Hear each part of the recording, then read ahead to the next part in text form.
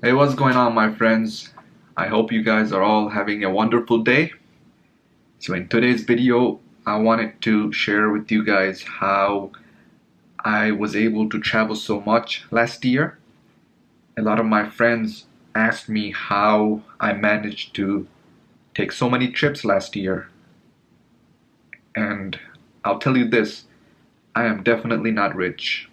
In fact, I don't even think I make enough money to make my ends meet, especially with the recent inflation and all that shit that's going on. But that's a conversation for another day.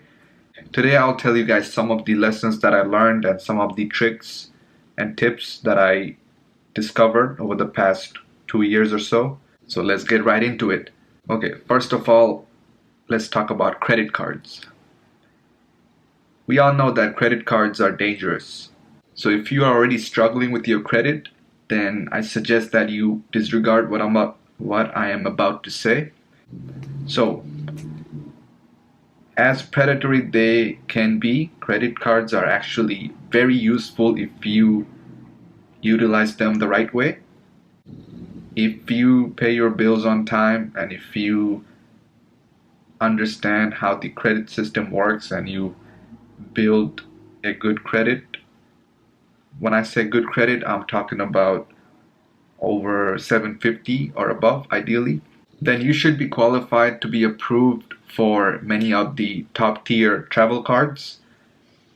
So, when I first started traveling, I wasn't sure about if it was a good idea to get a travel credit card. I didn't know how my trips were going to turn out. I didn't know how many trips I was going to take. I just didn't have any idea whether getting one of those premium cards was worth it or not. Obviously, most of these cards have a yearly fee, so before you sign up, you have to ask yourself whether you will be utilizing the benefits of the card enough to justify paying that yearly fee. So I signed up for the Chase Sapphire Preserve card last year. That was my first premium card. I was always very reluctant to pay any fee for credit cards, but I finally changed my mind last year when I realized that I could save a ton of money if I just paid the $95 yearly fee in one go. And it ended up being a great decision. I was able to get a bunch of mileage from the Chase Sapphire Preserve card.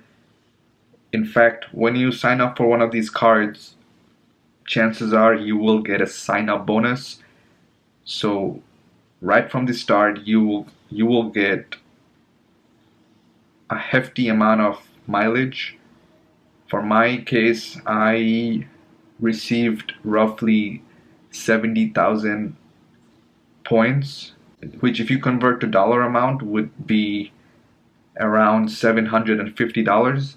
Next trick that I discovered was that if you book multi-city trips as opposed to round trips, then sometimes they end up being cheaper than just round trips. When I say round trips, I'm talking about two flights. However, if you know you will be visiting multiple places and if you have the time and budget to make it happen, I strongly recommend that you visit multiple places in one trip. I'm not saying that you should go crazy and try to visit everything. You will never be able to see everything, no matter how hard you try. There are just too many places in the world to see.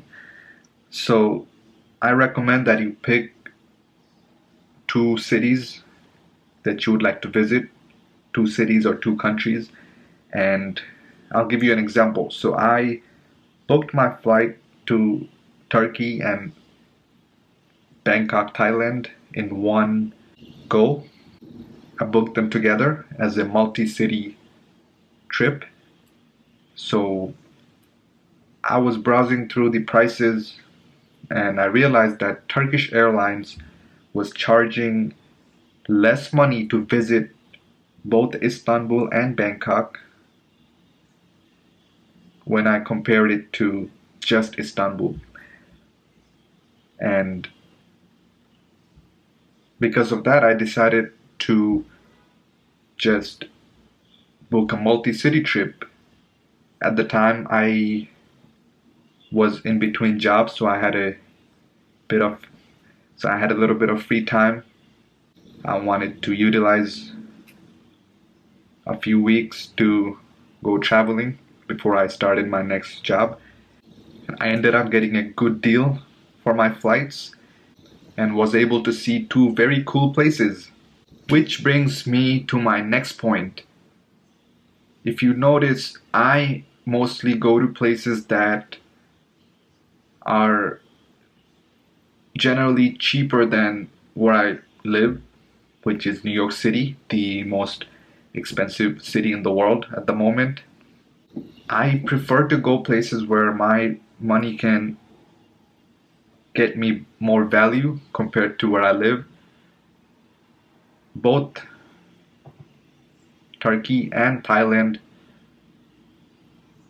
were significantly cheaper than New York City, which was a major benefit for me because I was able to go out and eat out, go sightseeing, do whatever I wanted to do for a few days without worrying too much about money. If you are financially constrained like me, then I suggest that you go places where you will get more value for your dollars if you are also from the States. I don't want to say that it's cheap for everybody because everybody has different budget, and if you don't live in the US then your budget might be more constrained. For this particular example, I'm only talking about people that are earning in dollars and spending in a foreign currency. Last but not least, I also got asked by some friends whether I travel solo or with people. So it depends. As of now, I made 2 solo trips where I was completely alone. I went to both Spain and Mexico all by myself. I didn't know anybody in these 2 countries. I just booked my flight and just went for it. Of course, I was very nervous. I was very apprehensive at first, but in hindsight, both of the trips were extremely fun. I saw a lot of cool places. I met a lot of people also.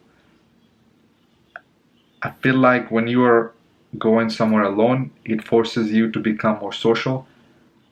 At home, I'm very introverted, but when I go somewhere by myself, all alone, for some reason, it pushes me out of my comfort zone and it forces me to become more social. And I realized that I was able to connect to people in the most random places. So, in essence, if you are hesitating about taking a solo trip somewhere, I suggest that you just take a leap of faith and go for it. I am 99% sure that you will not regret it. So that's all I have to say for today. I hope that these lessons and tips are useful to you, and I hope that when you plan your next trip, you will be able to utilize them. If you have any further question about my experience with traveling so far, feel free to leave a comment below or reach out to me, and I will get back to you with an answer. Thank you for watching, and peace.